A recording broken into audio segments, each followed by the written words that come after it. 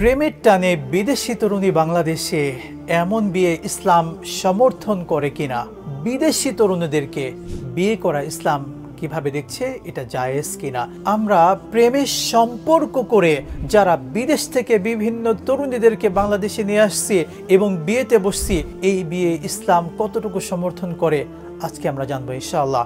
আমরা অহরহর ঘটনা দেখতে পাচ্ছি। এই তো গত সেদিন দেখতে পেলাম চীনের এক তরুণ বাংলাদেশে এসেছে, এসে নাটোরের এক মেয়েকে প্রেমের সম্পর্কে এসে তার সাথে বিয়েতে বসেছে। আমরা দেখতে পাচ্ছি জার্মানির তরুণী বাংলাদেশে এসে বিয়ে করছে, আমেরিকান তরুণী বাংলাদেশে এসে বিয়ে করছে, লন্ডনের তরুণী প্রেমের টানে বাংলাদেশে এসেছে, ইন্দোনেশিয়ান তরুণী প্রেমের টানে বাংলাদেশে এসেছে। আমরা এতদিন জানতাম বাংলাদেশ বিদেশ থেকে অনেক কিছু আমদানি করে, কিন্তু এখন এভাবে প্রেমিকা আমদানি হচ্ছে আমাদের এই বাংলাদেশে। কষ্ট নিয়েই বলতে হয়, এভাবে বাংলাদেশি প্রেমিক পুরুষগুলো প্রেমিকা আমদানি করছে। ইসলাম কি এটাকে কোনোভাবে সমর্থন করে? ইসলাম এই কাজগুলোকে অপছন্দ করে এবং কোনোভাবেই সমর্থন করে না।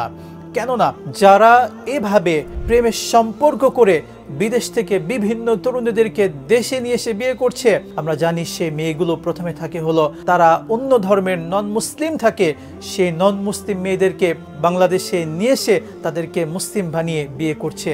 কিন্তু প্রেমের যে সম্পর্ক, এটাই তো ইসলামে হারাম। এবং যে পুরুষগুলো বাংলাদেশের তরুণগুলো এগুলো করছে, তাদের মূল টার্গেট থাকে মূলত সেই দেশের সিটিজেনশিপ পাওয়া, দেশের ভিসা পাওয়া, সেই দেশে যাওয়া এবং টাকা অর্জন করা। প্রকৃত বৈধ প্রেমের বা ইসলাম সমর্থিত বা ইসলাম পছন্দ করে এমন কোনো কাজ তাদের এভাবে আশা থাকে না। তারা এই চিন্তা করে বিয়ে করে না যে আমি একটা নন মুসলিম মেয়েকে মুসলিম বানাবো, বরং তাদের ইচ্ছা থাকে একজন অমুসলিম মেয়েকে পটিয়ে পটিয়ে যদি বিয়ে করতে পারি, আমি তো সেই দেশের সিটিজেনশিপ পেয়ে যাব খুবই সহজেই। প্রিয় দর্শক, এই চিন্তাধারায় বাংলাদেশের বা বিশ্বের যে কোনো তরুণ কিংবা তরুণী যারা প্রেমে লিপ্ত হয়ে সেই দেশ থেকে প্রেমিকা আমদানি করছে আমাদের এই বাংলাদেশে, এই বিয়েগুলোকে ইসলাম একেবারে অপছন্দ করছে।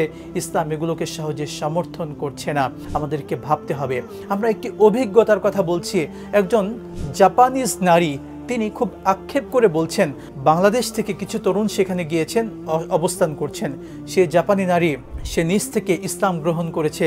ইসলাম গ্রহণ করে বাংলাদেশি এক তরুণের সঙ্গে তিনি বিয়ে করেছেন। বিয়ে করার পরে সেই বাংলাদেশি তরুণ, তার মূলত টার্গেট ছিল সে জাপানি নারীর টাকাগুলো এবং সিটিজেনশিপ নেওয়া। তখন বিয়ে হওয়ার পরে সেই বাংলাদেশি পুরুষটি সেই জাপানি নারীর সমস্ত অর্থগুলো লুটপাট করে টাকাগুলো নিয়ে তিনি একদিন পালিয়েছে। এরপর থেকে সেই মহিলা, জাপানিজ নারী, তিনি মুসলিম হয়েছিলেন। মুসলিম হওয়ার পরে রাগ করে তিনি ইসলাম ধর্ম আবার ত্যাগ করেন এবং সে তার ধর্মে ফিরে যায় এবং বলে মুসলিম এরা হলো ফ্রড, এই কথা বলেছিল।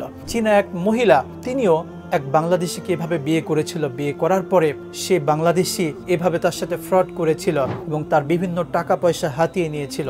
এভাবে অসংখ্য নজির, অসংখ্য ঘটনা আমরা দেখতে পাচ্ছি। এবং এটার পেছনে সবথেকে বড় একটি কাজ করছে বাংলাদেশে খ্রিস্টান মিশনারিজ যারা রয়েছে বা নন মুসলিম যারা রয়েছে, তারা তাদের কালচারকে, তারা তাদের রীতিনীতিকে, তারা তাদের ধর্ম প্রচার করার জন্য এই কাজগুলো দিনকে দিন করেই চলেছে। আমরা গত কিছুদিন পূর্বে দেখতে পেয়েছি সেই পঞ্চগড়ের দিকে একজন মহিলা দীর্ঘদিন এভাবে প্রেমের সম্পর্কে অনেক বছর পূর্বে বাংলাদেশে এসেছিল। 15 বছর এখানে অবস্থান করার পরে তার দেশে ফিরে গিয়েছেন এবং ফিরে যাওয়ার পরে তিনি লিখছেন এক পত্রিকায় যে আমি এই 15 বছরে বাংলাদেশে থেকে 15,000 মানুষকে মুসলিম থেকে খ্রিস্টানে কনভার্ট করতে পেরেছি।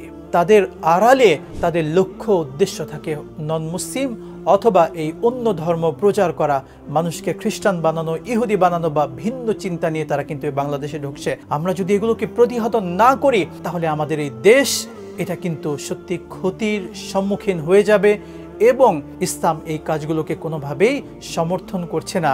আমরা দেখতে পাচ্ছি কয়েকদিন আগে এক আমেরিকান নারী, তার বয়স হবে 52, তিনি বাংলাদেশি যে তরুণকে বিয়ে করেছেন তার বয়স হলো 26 কিংবা 25।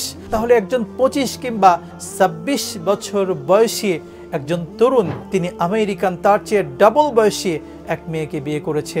সে মহিলাটিও দেখা গেল অনেক কুৎসিত, বিয়ে করেছে একটাই উদ্দেশ্য সেটি হলো সেখানে সিটিজেনশিপ পাওয়া। সুতরাং এই চিন্তা থেকে বেরিয়ে আসতে হবে। তরুণদেরকে সতর্ক করছি, আজকের এই প্রোগ্রাম থেকে, এই ভিডিও থেকে আমরা সচেতন হয়ে যাই। ইসলাম এগুলোকে অপছন্দ করে, কখনোই পছন্দ করে না। আল্লাহ তাআলা আমাদেরকে বোঝার তৌফিক দিন। আমিন। আসসালামু আলাইকুম ওয়া রাহমাতুল্লাহি ওয়া বারাকাতুহু।